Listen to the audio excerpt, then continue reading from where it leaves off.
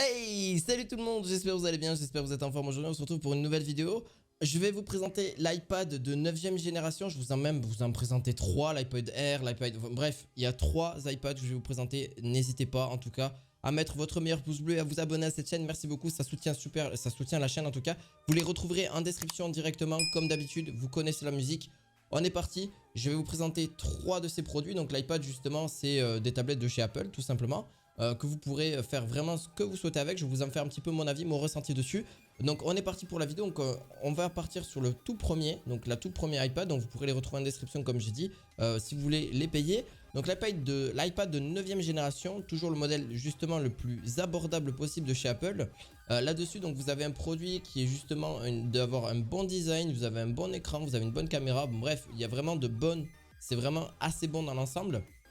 Donc je vais faire les points forts, les points négatifs, voilà, de tout ça. Donc, qu'est-ce que j'en pense en gros de cet iPad-là? C'est que d'ailleurs, avec cet iPad-là, vous pouvez un peu jouer, lire vos mails, naviguer sur Internet, regarder des vidéos et utiliser des applications des réseaux sociaux. Le tout sans avoir besoin de pousser trop la machine ni de grandes ambitions. Voici le modèle parfait de chez Apple pour faire l'essentiel sur la durée et sans casser la tirelire.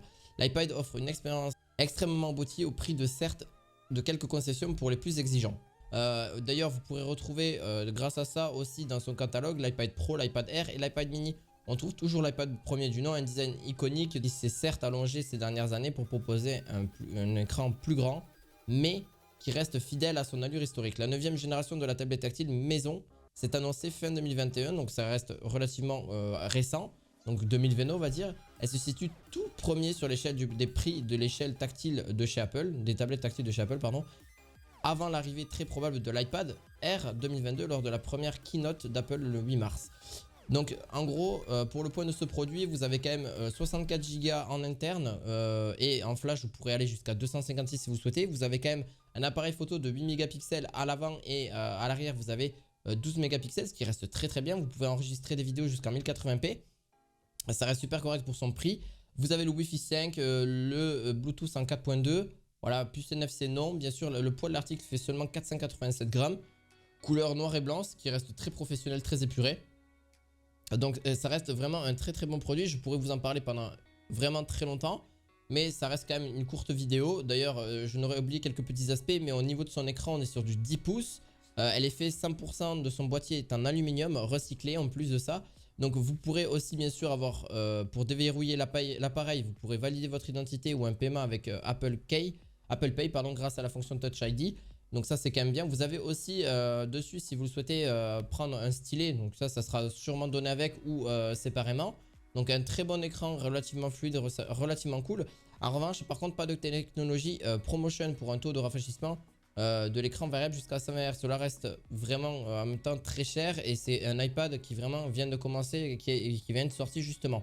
Le tout deuxième, donc le deuxième c'est le iPad Air M1. Juste pour en reparler rapidement du précédent, au niveau des points négatifs, je n'ai pas forcément fait les points négatifs. Mais pour les points négatifs, en gros, c'est son design qui date un petit peu. La charge est un peu lente et la prise Lightning toujours présente. Donc ça, c'est un petit peu... Voilà, donc de toute façon, ça va être changé d'ici 2024 parce qu'ils seront obligés de mettre des USB type C. Comme vous avez pu l'entendre jusqu'à pour l'instant, mais les produits iPod devraient normalement être en USB type C pour avoir vraiment quelque chose d'universel. Donc au cours de la récente, donc je vais vous parler du deuxième iPad, le Air M1. Donc la puce Apple M1 justement. Un design toujours soigné, la compatibilité avec justement ses accessoires. D'ailleurs vous pourrez la retrouver aux alentours de 680 € environ. Donc au cours de cette récente keynote, Apple a aussi levé la voile sur une nouvelle génération. Donc justement l'iPad Air M1 de 2022 reprend l'essentiel des éléments du design de son prédécesseur. Des lignes très homogènes au niveau design, etc. Au niveau des performances, qu'est-ce que ça donne? Met la barre encore plus haute en abonnant justement avec le Bionic au niveau de la puce qui est déjà très très présente sur le MacBook et les iPad Pro. La promesse est de rendre justement les performances de l'iPad Air comparables à celles d'un ordinateur portable, et ce qui est quand même pas très loin en vrai. C'est ça vraiment la force de chez Apple, c'est que leur puissance au niveau des processeurs est vraiment admirable. Vous avez d'ailleurs une compatibilité en 5G optionnelle si vous souhaitez mettre une petite carte SIM, il n'y a pas de souci. Et mettre aussi une webcam de 12 mégapixels, enfin il y a une webcam de 12 mégapixels capable de suivre vos mouvements Ça c'est quand même assez cool et en plus de ça, ça reste une bonne définition. Par contre, toujours cantonné sur du 60 Hz, ce qui reste un petit peu dommage. Pour 680 €, pourquoi pas essayer de taper sur le 120, ça aurait été quand même pas mal. Moi j'aurais voulu un petit peu ça aussi, mais bon, qu'est-ce que vous voulez faire? On peut pas tout avoir non plus. D'ailleurs, au niveau de sa puissance, elle est super bien. La compatibilité avec la 5G, le Touch ID sur le bouton, vous l'avez aussi. La caméra en FaceTime avec cadre centré, vous l'avez aussi. Donc franchement, elle a que des bons points. Au niveau de son point négatif, c'est un peu pareil. Vous n'avez pas un stockage illimité non plus. Donc 64 Go de stockage initial, c'est un peu juste, surtout en 2022. Pas d'écran ProMotion et la recharge toujours pas vraiment rapide. Donc il n'y a pas de rapidité à ce niveau-là. Donc il va falloir qu'il fasse un sacré plus. Par contre, vous avez aussi un avantage, c'est que vous pouvez enregistrer en 4K 60 images par seconde. Donc ça reste super correct si vous voulez faire des vidéos, etc. ou des photos. Ça reste très bien pour vraiment commencer, etc. Ça reste vraiment cool pour une petite tablette. Vous pourrez en faire ce que vous souhaitez jusque là. On va présenter la toute dernière, donc l'iPad Pro en 12 pouces. En gros, donc pour cet iPad Pro, donc qui est à justement un prix assez haut, mais bon après c'est les produits Apple. On est sur 1129 €, qui reste quand même très qualitatif par sa puce M1 et justement c'est 12 pouces au niveau de la, enfin quasiment 13 pouces même on peut dire de son écran qui est juste hallucinant. La puce M1 qui est super bien, son design qui est juste vraiment très bien aussi. La caméra FaceTime et la fonction cadre centré est aussi disponible. Là-dessus, donc son écran mini LED qui a attiré tous nos regards parce que justement elle est vraiment, ben là on le voit que les mini LED fonctionnent super bien au niveau des rafraîchissements d'images, etc. Là on la voit quand même plutôt bien. On n'a toujours pas, je crois pas qu'on ait du 120 Hz là-dessus. Non, je crois pas du tout. D'ailleurs, vous avez un stockage quand même beaucoup plus conséquent. Vous pouvez faire du 128 Go jusqu'à 2 Tera, donc ce qui est largement énorme, c'est 2000 Go quoi, en gros, pour faire simple.